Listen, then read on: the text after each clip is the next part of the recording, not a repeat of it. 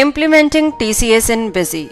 This presentation will give you an overview on implementing TCS in Busy. TCS is tax collected at source. When a seller is selling some products, then he can collect TCS from the buyer. Under Income Tax Act Section 206C, there are certain categories or commodities under which you can collect the TCS.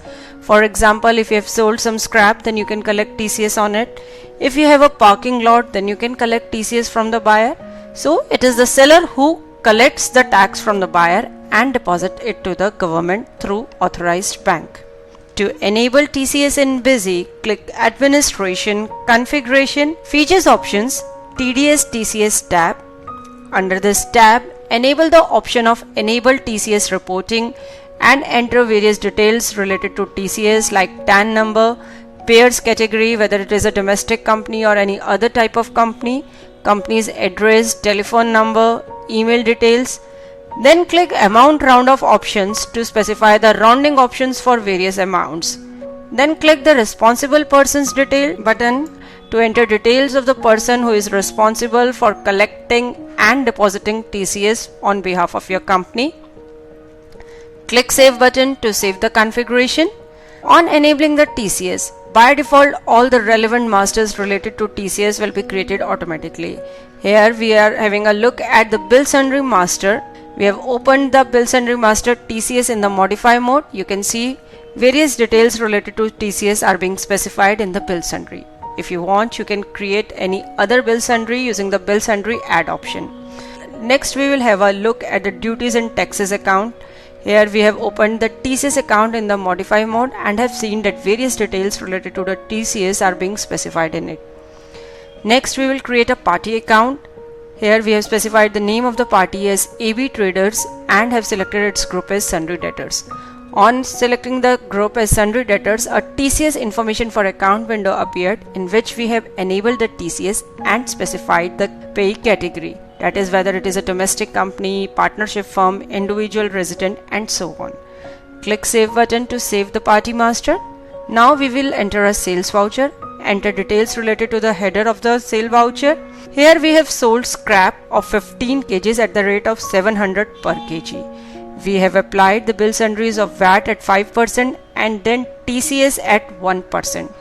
On saving the voucher, a TCS details window appeared in which TCS applicable is yes, TCS category code is 206E and we have specified the subcategory code as E. In this window, we will create a reference for this transaction and this reference will later on be adjusted while making the payment of the TCS. Here we have created reference number 1 for the TCS amount. Click Save button to save the voucher. Next we will enter a payment voucher for the tax TCS deposited to the government. Here we have debited the TCS account by 110 rupees and credited the State Bank of India account by 110 rupees. On saving the voucher, an Adjust TCS reference window appeared in which we have selected the reference number 1. That is, against this reference we are depositing the TCS to the government.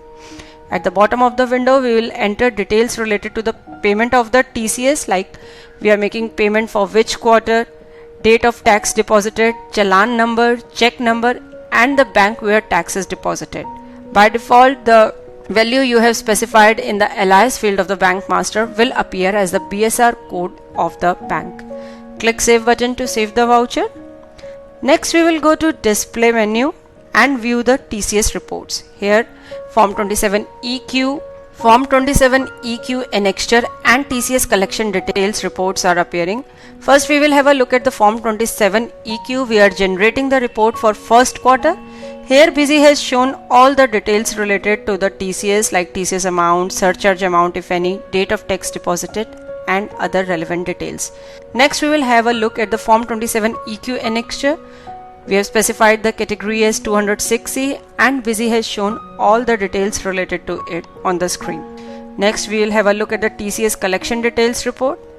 All the details as required by the government are shown on the screen. Next we will go to Print Email SMS menu and generate eTCS return. Here we will specify the path where the e-return file will be generated. On clicking the OK button, a Form 27 EQ file will be generated at the path specified by you. Next, we will open the TCS utility provided by the government. Here first of all we will specify the path of the Form 27EQ file, that is the path where the 27EQ file has been generated by BUSY. Next we will specify the path for the Challan input file, that is the file which you have got at the time of depositing the TCS. You will specify the path of that file in this data field. Next we will specify the path where an error file will be generated in case there would be an error in the TCS file generation. Next is consolidate file name with path. Here the actual file will be generated which will be uploaded on government website. Click the validate button. On clicking the validate button, a Form 27EQ file here has been generated. This is an error file because there may be some errors in the file. If there are no errors in the file, then the Form 27EQ will be generated without any error. Hope after going through this presentation you would be able to easily use TCS feature in BUSY. Thanks for watching. For more videos, subscribe to our YouTube channel.